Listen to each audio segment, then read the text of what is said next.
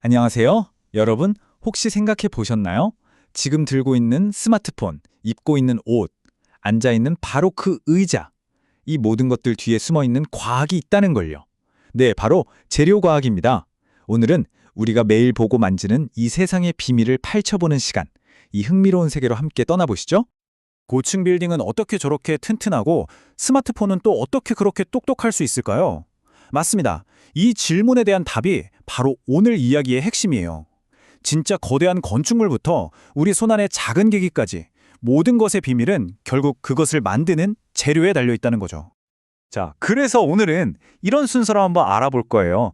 우리가 세상을 어떻게 만들어 왔는지부터 시작해서 재료과학의 해킹적인 패러다임, 그리고 어떤 재료들이 있는지 살펴보고 또 어떻게 성능을 예측하는지, 마지막으로 미래는 어떤 재료들이 이끌어갈지 차근차근 따라오시면 됩니다.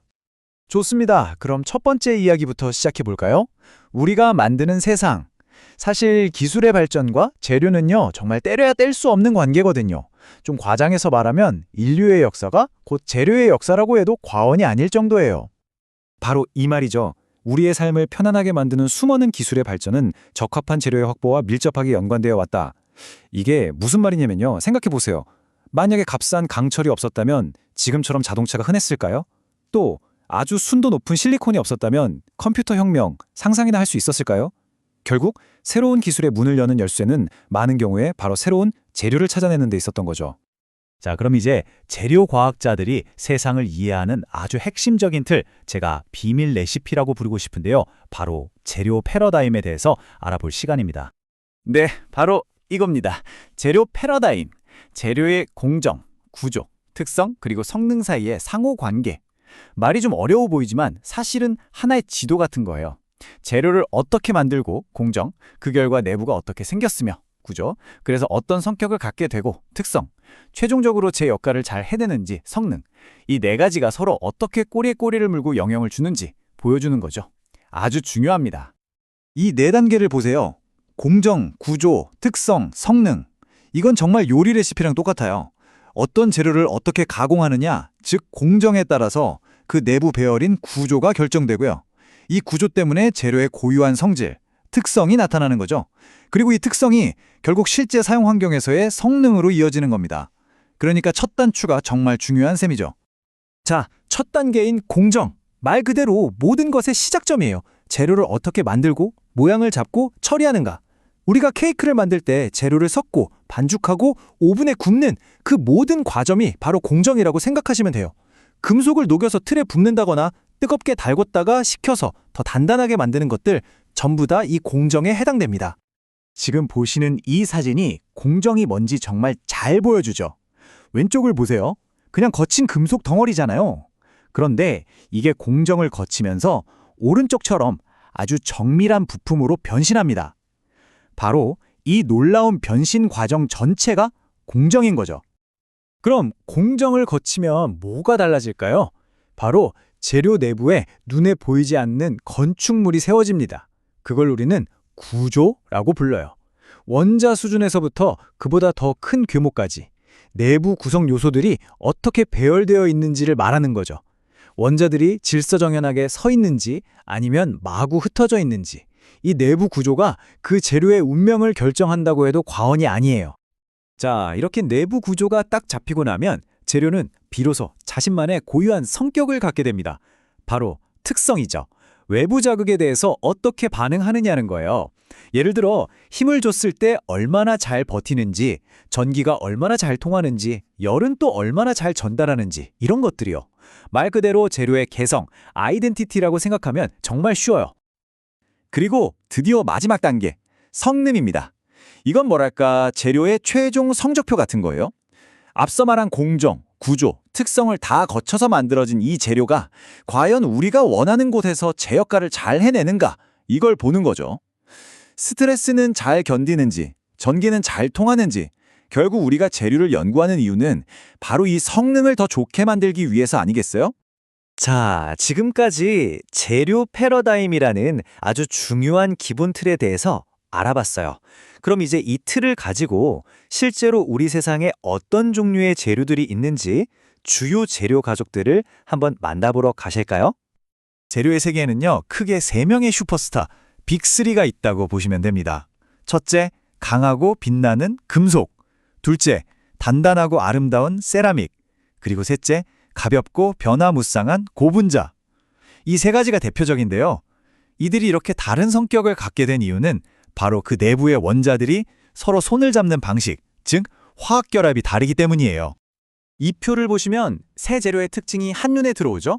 금속은 말할 것도 없이 전기도 잘 통하고 힘을 줘도 잘 늘어나는 연성이 높고요. 반면에 세라믹은 우리가 쓰는 머그컵 생각하시면 딱 맞아요. 엄청 단단하지만 툭 치면 쨍그랑 하고 깨지기 쉽죠. 전기도 잘 안 통하고요.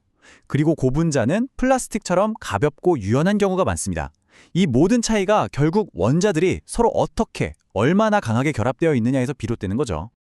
여기 보이는 이 비닐봉투, 이게 바로 고분자의 아주 대표적인 예시입니다. 이 폴리에틸렌 같은 고분자는요, 아주 긴 분자들이 사슬처럼 얽혀있는 구조거든요. 그래서 이렇게 유연하고 가벼운 특성을 가질 수 있는 거예요. 정말 우리 생활에서 고분자 없이는 하루도 살기 힘들 정도죠. 자, 지금까지 배운 내용들이 실제 상황에서 얼마나 중요한지 좀 극적인 역사적 사례를 통해 한번 알아볼게요. 바로 리버티선의 비극적인 이야기입니다. 때는 제2차 세계대전 중이었어요. 전쟁에 필요한 물자를 실어 나르던 리버티라는 이름의 화물선들이 있었는데 글쎄 이 배들이 차가운 바다를 항해하다가 갑자기 아무런 예고도 없이 쩍 하고 두동강에 나와버리는 겁니다. 정말 끔찍하죠? 당시에는 이게 엄청난 미스터리였어요. 그리고 그 미스터리의 범인은 바로 연성, 취성, 천이라는 현상이었습니다. 이게 뭐냐면요. 어떤 재료들은 온도가 낮아지면 갑자기 성질이 확 변해버려요. 리버티선에 쓰인 강철이 딱 그랬던 거죠.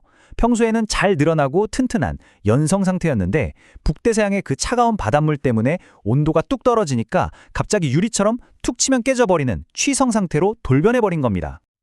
그러니까 이 비극의 원인은 3가지였던 셈입니다. 첫째, 낮은 온도. 둘째, 파도 같은 빠른 하중, 즉 갑작스러운 충격. 그리고 셋째, 용접이 잘못된 부분 같은 날카로운 흠집. 이 3가지 조건이 아주 운 나쁘게 딱 맞아떨어지면서 배가 산산조각 났던 거죠. 이 뼈아픈 사건을 계기로 재료 과학자들은 재료를 쓸 때 그 환경의 온도를 고려하는 게 얼마나 중요한지 깨닫게 된 겁니다. 자, 이렇게 과거의 교훈을 살펴봤으니 이제는 미래로 한번 시선을 돌려볼까요? 재료과학이 앞으로 만들어갈 세상은 정말 상상 이상일 겁니다. 정말 흥미진진한 이야기들이 기다리고 있어요. 보세요. 이제 우리는 그냥 눈에 보이는 재료를 깎고 다듬는 수준을 넘어섰습니다. 왼쪽 사진처럼 머리카락보다도 훨씬 작은 기혈을 만들기도 하고요. 오른쪽처럼 정말 작은 나노 입자에다가 데이터를 저장하기도 하죠. 말 그대로 원자 하나하나를 조립해서 재료를 설계하는 시대가 온 거예요. 그리고 미래를 이야기할 때 빼놓을 수 없는 게 바로 이 그래핀이죠. 흔히 꿈의 신소재라고 불리는데요. 이게 뭐냐면 우리가 쓰는 연필심, 그 흑연에서 아주 얇은 탄소 원자 한 층만 딱 떼어낸 거예요. 그런데 이 얇은 막이 강철보다 200배나 강하고 구리보다 전기가 더 잘 통하고 심지어 투명하게까지 해요. 정말 엄청나죠? 이 그래핀이라는 재료 하나가 앞으로 전자, 에너지, 운송 분야 전체를 뒤흔들 혁명을 가져올 거라고 기대하고 있습니다. 지금까지 우리는 재료가 어떻게 인류의 세상을 만들어 왔는지 쭉 살펴봤습니다. 스마트폰에서 우주선에 이르기까지 그 모든 발전의 중심에는 언제나 재료가 있었죠. 자, 그렇다면 그래핀 같은 미래의 재료들이 우리 손에 쥐어진다면 과연 우리는 어떤 세상을 만들게 될까요? 지금 우리가 상상하는 것 그 이상이 되지 않을까요? 그 가능성은 정말 무한합니다.